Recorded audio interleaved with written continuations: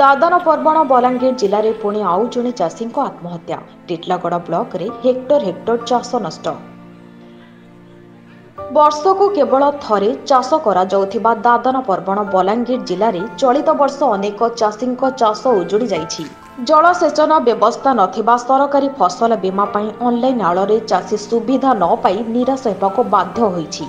ଘଟଣାକ୍ରମେ ସରକାରୀ କର୍ମଚାରୀ ଯଥା VLW ତଥା ଅନ୍ୟ ଅଧିକାରୀ ଚାଷୀଙ୍କ ଉକ୍ତ ଫସଲ ଓ ବୀମା ନ କରାଇବା ତଥା ଏନେଇ ଆପତ୍ତି ଅଭିଯୋଗ କରି ସୁଦ୍ଧା ସୁଫଳ ମିଳିପାରୁନାହିଁ ବୋଲି ଅଭିଯୋଗ ହୋଇ ଆସୁଥିବା ବେଳେ ଏବେ ଏହି ଦାଦନ ପର୍ବଣ ବଲାଙ୍ଗୀର ଜିଲ୍ଲାର ବିନେକେଲା ଗ୍ରାମର ଜଣେ ଚାଷୀ ବିଷ ପିଇ ଆତ୍ମହତ୍ୟା କରିଥିବା ଅଭିଯୋଗ ହୋଇଛି।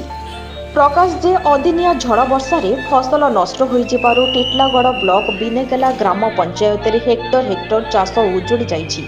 ବିନେକେଲା ଗ୍ରାମର 47 ବର୍ଷୀୟ ଚମରୁ ବାଗ ନାମକ ଜଣେ ବ୍ୟକ୍ତିଙ୍କ ସବୁ ଫସଲ ନଷ୍ଟ ହୋଇଯିବା ନେଇ ସେ ଘରେ ଥିବା କୀଟନାଶକ ପିଇ ଗୁରୁତର ହୋଇ ପଡ଼ିଥିଲେ। ତାଙ୍କୁ ପ୍ରଥମେ ଟିଟଲାଗଡ଼ ଉପଖଣ୍ଡ ମୁଖ୍ୟ ଚିକିତ୍ସାଳୟରେ ଭର୍ତ୍ତି କରି ପରେ ବଲାଙ୍ଗୀର ଜିଲ୍ଲା ଭୀମଭୋଇ ମେଡିକାଲ କଲେଜ ଡାକ୍ତରଖାନା ସ୍ଥାନାନ୍ତରିତ କରାଯାଇଥିବା ବେଳେ ଚିକିତ୍ସାଧୀନ ଅବସ୍ଥାରେ ତାଙ୍କର ମୃତ୍ୟୁ ଘଟିଛି। ତାଙ୍କର 2 ଏକର ଧାନ ଚାଷ କରିଥିବା ବେଳେ ତାଙ୍କ ଭଳି ଅନ୍ୟ ଲୋକଙ୍କ ଫସଲ ନଷ୍ଟ ହୋଇଛି। ତାଙ୍କ 2 ପୁଅ ଦାଦନ ଖଟିବାକୁ ରାଜ୍ୟ ବାହାରକୁ ଯାଇଥିବା ବେଳେ ସେ ଅଦିନିଆ ବର୍ଷା ହେବା ଓ କୌଣସି ସରକାରୀ ସୁବିଧା ସୁଯୋଗ ନ ପାଇ ନିରାଶ ହୋଇ ଏଭଳି ପଦକ୍ଷେପ ବାଧ୍ୟ ହୋଇ ନେଇଥିବା ଜଣାଯାଇଛି। ଶନିବାର ଦିନ ପ୍ରାୟ ଦିନ 2ଟାରେ ସେ ବିଷ ପିଇ ଦେଇଥିଲେ। ଟିଟଲାଗଡ଼ରୁ ବଲାଙ୍ଗୀର ସ୍ଥାନାନ୍ତରିତ କରାଯାଇଥିବା ବେଳେ ବିଳମ୍ବିତ ରାତିରେ ବଲାଙ୍ଗୀର ସ୍ଥିତ ଭୀମଭୋଇ ମେଡିକାଲ କଲେଜ ଡାକ୍ତରଖାନାରେ ସେ ଚିକିତ୍ସାଧୀନ ଅବସ୍ଥାରେ ମୃତ୍ୟୁବରଣ କରିଥିଲେ।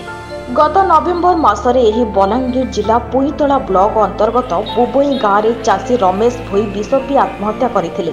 ବର୍ତ୍ତମାନ ଟିଟଲାଗଡ଼ ବ୍ଲକ ଅଞ୍ଚଳରେ ହେକ୍ଟର ହେକ୍ଟର ଚାଷ ଜମି ଅଦିନିଆ ଝଡ଼ ବର୍ଷା ଯୋଗୁଁ ନଷ୍ଟ ହୋଇଯାଇଥିବା ବେଳେ ତାଙ୍କୁ ସରକାରୀ ସହାୟତା ପ୍ରଦାନ ସହ ମୃତକଙ୍କ ପରିବାରବର୍ଗଙ୍କୁ ଆର୍ଥିକ ସହାୟତା ଯୋଗାଇ ଦିଆଯାଉ ବୋଲି ଦାବି ହେଉଛି। Bureau report ONM news.